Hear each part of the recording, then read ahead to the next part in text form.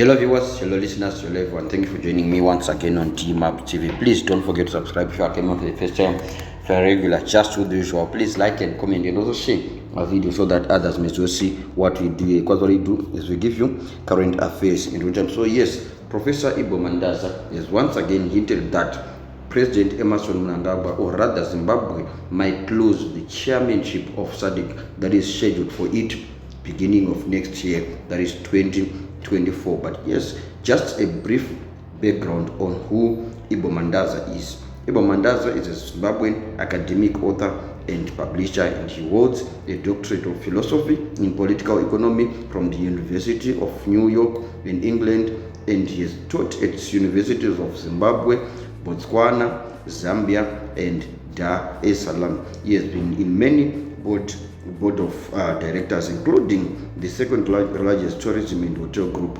Rainbow Tourism Group, from 1992 to 2009.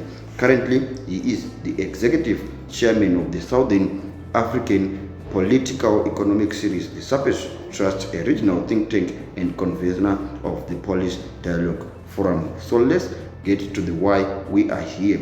Ibo Mandaza has hinted that Zimbabwe can forget about the chairmanship of SADC next year if they persist in their disdain of the regional board. Yes, of course, we've seen a lot of runs from the people, especially from Zanu PF, who were hit by the report from Dr. Nevas Mumba, who was standing in for SADC, who said the elections were not free, were not fair, and were not even regular. So Ibo Mandaza posted a saying, Zimbabweans should not be distracted by the apparent attempts to preempt the SADC process in Harare.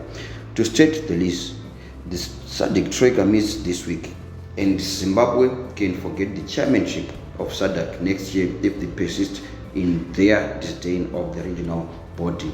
Yes, Ibo Mandaza has been in many organizations and he has been very vocal against the current regime, that is the regime of Zanu PF. And in this tweet, he states that President Mnangagwa might lose the chairmanship of SADC next year if Zimbabwe maintains to be what it is doing, maintains to do what it is doing rather against SADC. SADC is meant to be a regional body, and Zimbabwe, being a member state, has to abide to the rules and regulations of SADC, including but not limited to the conduct of electoral management bodies in as far as SADC countries are concerned. But Zimbabwe has decided to distance itself from SADC. Why? Because SADC said that the elections were not free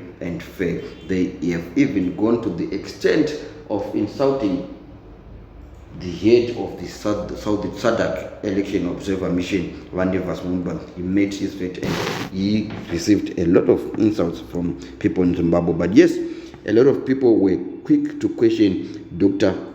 Ibo Mandaza's assertions on whether or not it's possible for Zimbabwe to lose its chairmanship, since it is rotational. It is not by choice, it is not by election, but rather it is by rotational. They exchange. This year it goes to this country, and this year it goes to the next country. This year in particular, it is with President Hakainde Hichilema of Zambia. He is the current chairman of the SADC, and that is why he delegated Nevas Mumba to head that election observer mission. And now people are asking, is the chairmanship not rotational, that President Mnangagwa might fail to get it? And Ibo Mandaza responded as saying, yes, but if you defy the organization and behave as if Zimbabwe is synonymous with SADC, sadly our guys in Munumutapa building don't realize that this is no longer the Mugabe era, when regional leaders deferred to the old man rather. So this is what he's saying. You are a member, or it is rotational, yes, but you get it if you abide by the rules and regulations of the SADC, and also if you follow their principles. So what they are actually saying in here is that if Zanu-PF persists or continues with what they are doing of proving to be a thorn in the flesh for SADC, for sure, yes, they can be sacrificed and they can even be expelled from the body. So this is what is happening, and we just take here a comment from George Charamba concerning this SADC issue. Vachitaura George Charamba, who is the spokesperson of President Emmerson Mnangagwa, vanoti imi inzwai imi SADC tisu isu tisu SADC hakuna SADC pasina isu, asi isu tiripo taingovepo pasina SADC, musadyiwe nesanangudzo. In other words, there will never be a SADC extraordinary summit. Manzwa, don't be overexcited. So in the like manner of the Chinamasas, the Retelo Matinyarares, the Chris Mutangas, George Charamba comes here with the arrogance, with the ignorance, with everything, as saying good Nekuto Sotesa, like is synonymous with the ruling party. What out means why SADC Tisu. We were there before SADC and we will be there before SADC. I think Apareta Kakukota, what Robert Mugabe usually said, may he so rest in peace. Robert Mugabe Akamot Akono Akataroti is by choice to be in SADC. And anytime Tinogonangobuda Musadak, it's not kuti trigo bada or anything, or there is a certain benefit no one from being SADC. At any time we can just let them go with their organization. We don't mind. And Robert Mugabe Nduangari my statements are exactly. So it seems as if this new dispensation is just copying from the Robert Mugabe script, as can be evidenced by the issue here, inauguration. You remember very well, ladies and gentlemen, after the 2008 elections ran off, Mugabe was quick to be inaugurated, just like what happened this time, and he was quick also to announce his cabinet, just like what happened this time. But SADC and all other organizations came about and said, no, we are putting a stop to this. There will be a government of national unity. There will be a global political agreement with then gave birth to that government of national unity.